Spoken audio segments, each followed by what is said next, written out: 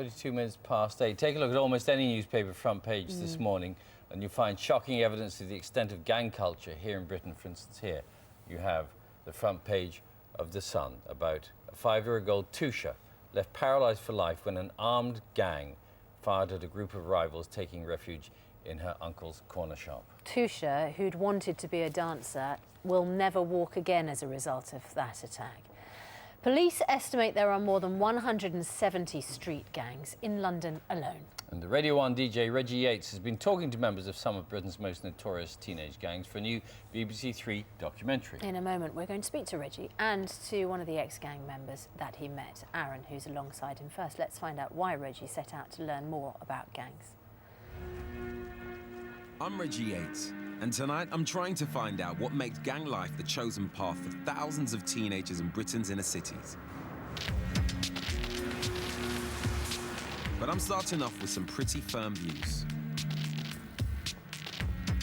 I've long believed that everybody has choices in life, and that no one is forced to become a criminal just because they grow up poor. I grew up on a council estate in a house that for a long period of time was essentially living off of benefits. And I believe that your surroundings don't define who you are. I think it's you as an individual, how much work you're willing to put in, that determines how well you do. But I'm going to test my beliefs on a journey that will take me to some pretty dangerous places. So we're joined by Reggie Yates and by Aaron Rhoden, who used to be part of a gang where he grew up in Brixton. Very good morning to you both. Good morning. Aaron, you used to be, and you managed to get out, which is what everybody hopes that young men will do, and young women as well. How did you get involved to start with? I think it was just boredom. I mean, there's a lot of friends in the area, peer pressure, just home thing. A lot of things were going on at home as well. It was just somewhere to get away. You know, I known them for a very long time, so they made me feel like family a lot of the times, and that's what happens, you know. That's the thoughts kind of part of it. Yeah. Reggie, when you started filming, your idea was you didn't think that sort of environment, circumstances necessarily forced people into or made them more likely to join the gang culture. Did you change your mind? It was a really interesting process. I mean, you sort of come to the table with one state of mind, and as someone who's not come from very much and made a lot of myself on my own terms, you sort of like to believe that you're completely responsible. But I think environment, role models, a lot came into it, and I learned a lot of that while making this. Yeah. One of the things that people say is lack of a male role model. Yeah. So you then look at perhaps slightly older teenage boys and think, okay, that's going to be my role model. Maybe not consciously. Is that something that you felt, Aaron? Yeah, no, I agree. I didn't, at the time, you're not conscious of it, you know, you don't feel it, but now looking back on it, I can kind of agree. Did you have dad at home? No. I mean, I saw my dad not that much, so.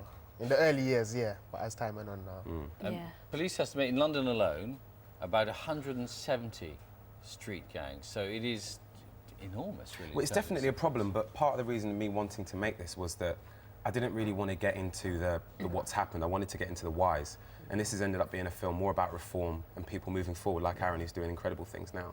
So, Aaron, you come from a background where, as we say, you're bored. There's not much to do. There's this collection of guys who are giving you something to do. How do you resist that? What would your advice be to other young men in your position? It's just changing the mindset. You know, you have to change your mindset. At the end of the day, you got to have a vision. You got to know what you want to do. The gangs, your best interest isn't at heart, you know. They don't really, they'll bring you down as soon as you start to do something a bit more positive. What if they threaten you? I mean, you can take the threats, sometimes you have to deal with it, but as for threats, no. I mean, I've never been threatened by the gangs or anything like that, so I don't know about that side of things. But yeah, that will happen, and it's up to you, it's up to what you want to do. You know, you can either take it and take it on the head, or you can do something about it. Sometimes. Let's take a look at you in the documentary. Here we go. For 4 years, Aaron Rhoden was a member of one of the toughest gangs in Stockwell, South London. Now he's trying to put his energy to more constructive use.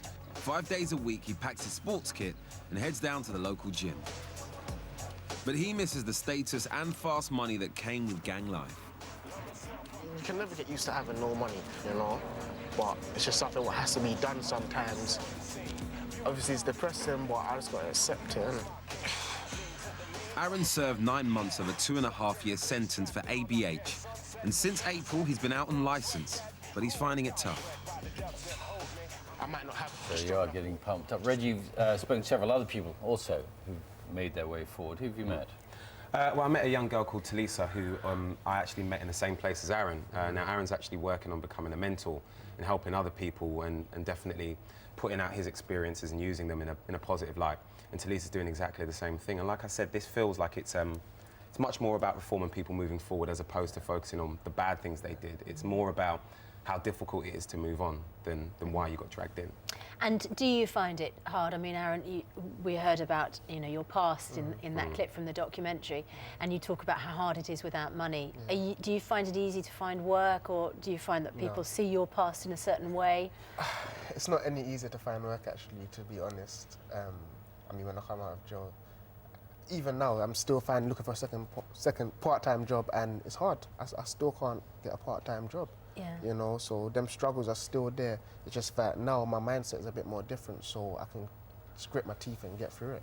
Yeah. All right, well, wish you luck with that. Aaron, thanks very much. Reggie. Thank you. Yeah. Thanks. Good to talk to you both. And Reggie Yates' Teen Gangs is on BBC 3 at 9 o'clock tonight. The documentary is part of BBC 3's Criminal Britain season.